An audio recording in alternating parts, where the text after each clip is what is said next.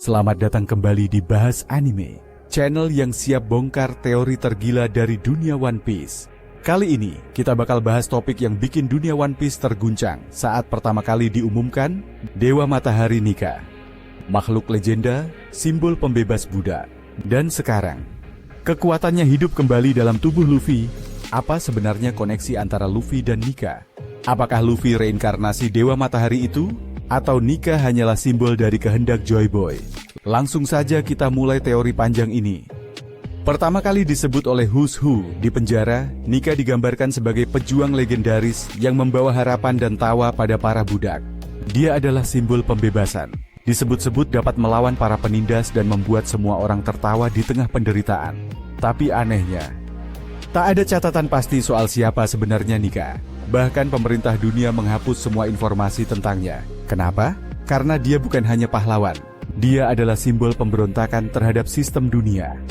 Dulu kita percaya Luffy memiliki buah Gomu-Gomu no Mi. Tapi ternyata, itu adalah nama palsu.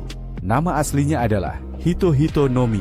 Model, Nika, buah tipe Mythical Zoan. Buah ini tidak hanya memberi tubuh karet, tapi juga kekuatan untuk mengubah imajinasi menjadi kenyataan. Itulah kenapa Gear 5 sangat absurd dan kartunis. Ini bukan sekedar kekuatan, ini adalah simbol kebebasan mutlak. Kekuatan Dewa Tertawa, kekuatan Dewa Matahari Nika. Sekarang muncul pertanyaan besar, apakah Nika dan Joy Boy adalah orang yang sama? Atau Nika hanyalah julukan untuk orang-orang yang membawa kebebasan? Dalam flashback di Wano, Zunisha berkata, Joy Boy telah kembali. Saat itu Luffy bangkit dalam wujud Gear 5. Artinya Joy Boy adalah gelar, bukan nama. Dan Joy Boy di masa lalu pernah memakai kekuatan yang sama, yaitu Hito-Hito no Mi model Nika.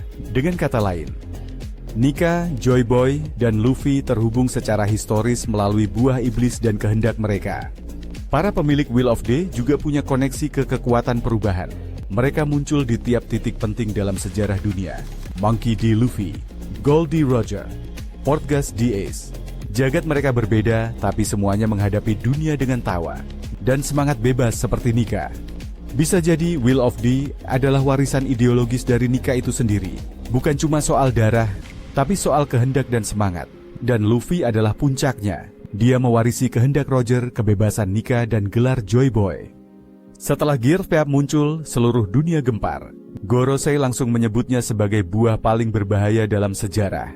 Bahkan Im Sama tampak resah.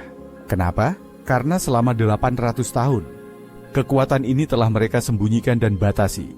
Kini, Luffy sebagai Joy Boy baru, bangkit bukan hanya untuk jadi Raja Bajak Laut, tapi juga untuk meruntuhkan tatanan dunia lama. Sama seperti Nika yang membebaskan budak, Luffy akan membebaskan seluruh dunia. Dewa Matahari Nika bukan sekadar legenda. Ia adalah simbol harapan, tawa, dan kebebasan. Kekuatan yang dahulu dianggap mustahil, kini hidup dalam tubuh seorang bocah dari East Blue, Monkey D. Luffy. Dia bukan hanya Nika, dia Joy Boy. Dan dia adalah harapan terakhir dunia One Piece. Jadi, apa menurut kalian Nika dan Joy Boy adalah orang yang sama? Atau Luffy hanya pewaris kehendak mereka? Tulis pendapat kalian di kolom komentar. Jangan lupa like dan subscribe channel Bahas Anime, buat dapetin teori tergokil lainnya dari dunia One Piece. Sampai jumpa di video selanjutnya.